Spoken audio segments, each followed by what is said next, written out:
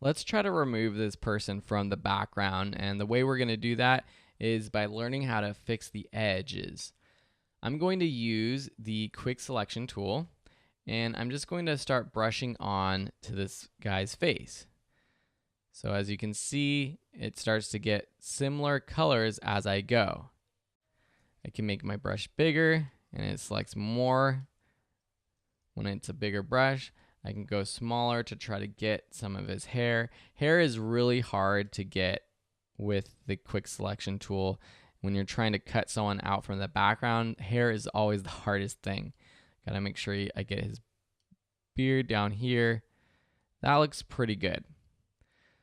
I can even go in here and say one thing we didn't talk about in the last episode. So say we want to get rid of something, we can go to back to our selection tool.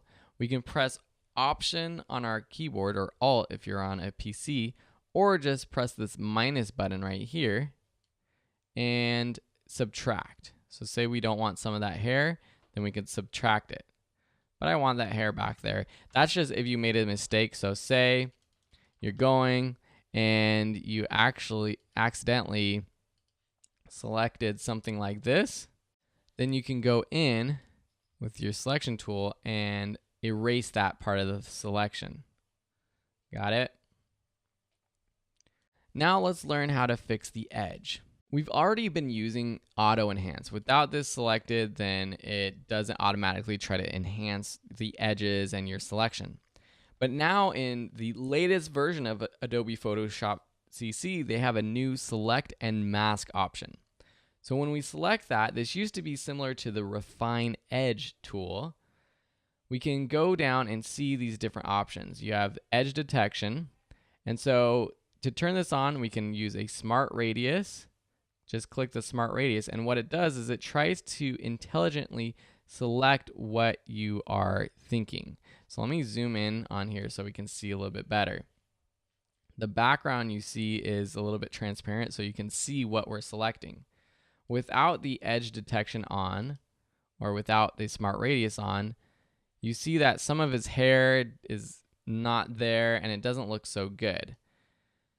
Without any radius, it's kind of a funny edge.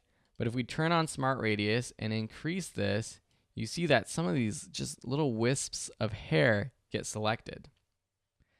The smooth can also smooth the edges out a little bit. When you have an object with some edges that aren't that smooth, the smooth can help smooth it out. You can even add feathering if you want to the edges, which blurs out the edges. As you can see, it starts to blur out, but I'm not going to add too much feathering, maybe a pixel or two. And then contrast uses the contrast of colors between this selection and what's next to it to know what to select. So see, his hat is dark and the background is this light brown. And so by adding this contrast, so increasing the contrast, it knows that for this part, we want to select this darker part. It uses the edges a little bit better. And then the shift edge tool can shift the edge of your selection in or out. If I go out a lot, let's see what that does. It takes a little bit of time to load. If we go in, it loses some of the edge that we've added. So I'm just going to leave this at 0. You can change the view up here to see the selection better. So if we want it to be on white, we can select on white so we can see what our selection actually is. We can also see a black and white version to see kind of an inverse silhouette of what our selection is. If we have layers in the background, we could see what this would look like in the background. I like this new onion skin feature. When you try to refine the edge, you can kind of see transparency in the background, but a little bit of what the image was. So now if I select OK, we still have our selection, and now it's time to copy and paste. So I'm just going to copy and paste. So now we have this portrait that has been removed from the background. We can add our own custom background if you have an image, or a solid color. So if you click this button right here for the adjustments, and you click solid color, say we want just white, and select OK. Now we have this white fill layer. and I drag this down below layer 1, and we have a white backdrop. We can then go and add a quick vignette. Here's another way to add a vignette that we didn't learn before. If you go to solid color, you add a black solid color. Then we click the layer mask and we use our brush tool with the black selected. We can create a custom vignette by painting out the white.